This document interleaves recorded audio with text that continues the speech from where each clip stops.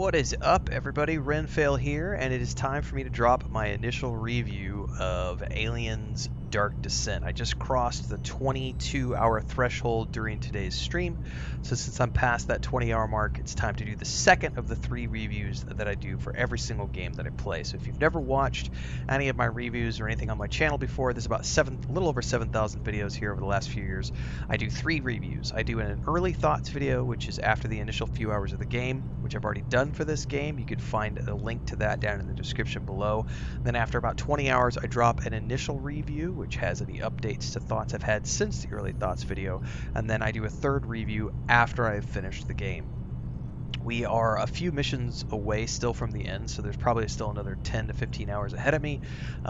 So, we're in good territory to drop my initial review for this game. So, wow.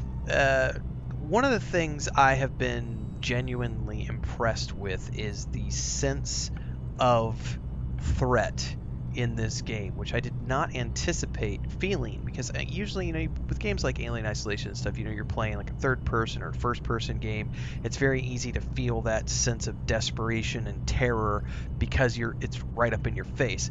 And this is a top-down CRPG style game. I actually have it turned to real time with pause, so that we're doing everything in real time, but as soon as I pull up my actions abilities, you can either have it do slow motion or pause. I've got it set to do pause because it feels like an old CRPG to me that way, to where I could say, okay, it's like I'm back playing Baldur's Gate or Icewind Dale or something, or run around, and as soon as I see an enemy, we can pause the game, take action, unpause, pause again, take action, unpause, pause again, take action, all these things to do strategies. So they've captured the essence of Aliens exceptionally well. Like, the terror in this game has been legit, and I know people tease me when I'm streaming this game because there's been times where it's like it gets so intense and I can't talk to people on the stream. I'm just like so focused on what's going on. I have to take these like 15-20 minute sessions where it's like I just have to ignore chat for a little while because there's so much going on. One of the things that I've been exceptionally pleased with is, like, if we go in here to launch the mission, as an example, we already did one deployment in this mission right here, the Pharaoh Sphere.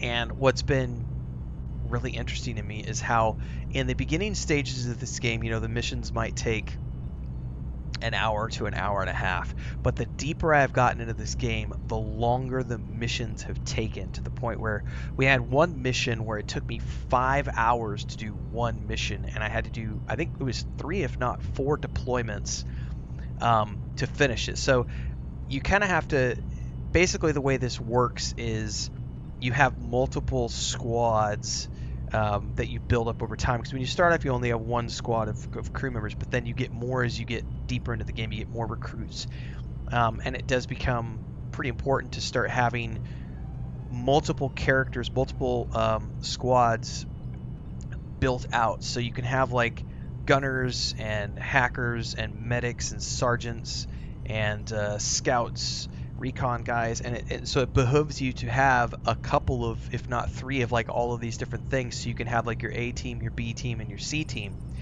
because there's this delicate balance of who can I send on missions, because let me go click this mission really quick.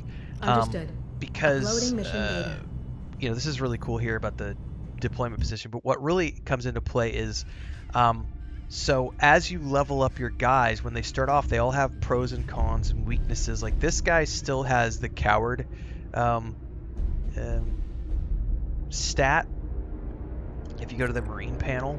And so it's a personality trait, so their bravery is reduced by 2 per aggressiveness level. And so as you level them up, you're choosing all these different side effects and perks and things to help them be better.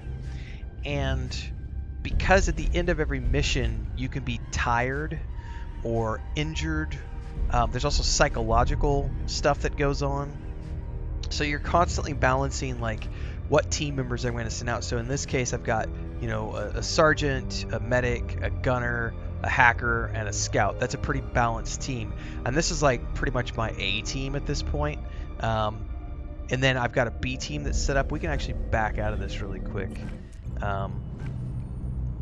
and go into here because, like in the medical course, I don't have anybody that needs to be in med bay right now, but I found this to be really interesting because not only do you have to worry about healing up your wounded guys, but you could also, they get traumatized from the effects of going up against all these aliens all the time. So there's all these different tiers of things that are going on because it's not just about picking the right guys for each mission. It's about understanding that some missions are going to require you to go back. You're going to go in, you're going to extract, you're going to go back in, you're going to extract. And so you go in here at these missions and you can look, some of these, like this one, I've completed the primaries, but there's still 3 secondaries left. And then like over here on this one, what is it? I didn't even do the secondaries, right? And then there's materials that I left on the floor, and etc. But then this one, Ferris Bar, I just went and did like an hour-long infiltration here, and all I got was a secondary objectives and some data pads and some xenotech. Like I killed a queen. I didn't even get any of the primary objective because there was so much going on. By the time I killed the queen, I was out of ammo, and I had to extract my team because we couldn't find any ammo, and we were already at like moderate threat level. And had gone through like a couple of the attacks from the Xenos.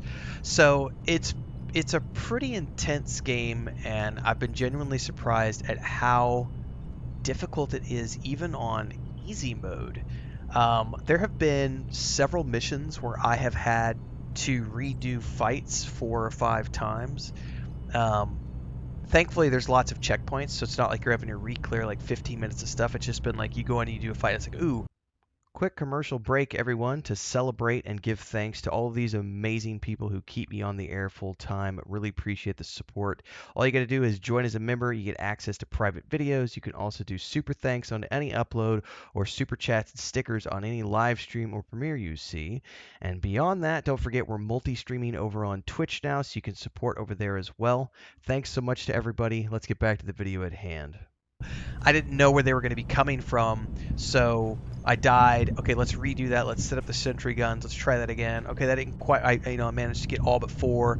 Let's do it again. Okay, now all 5 survived. You know, like sometimes we take a few tries to get to that sweet point of getting all your guys through.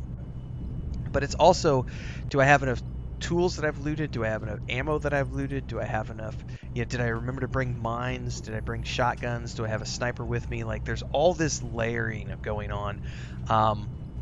Yeah, I did not anticipate that. I did not know that this game was going to be that in depth. And I think one of the cool things is like it starts off very simplistic with your first squad, but then the deeper you get and as you get more levels with your squad members, they get more perks. You get access to more weapons as you unlock them, and that unlocks more strategies as you go on. Like getting the mines yesterday was a game changer, and also I think it's called the Redemption.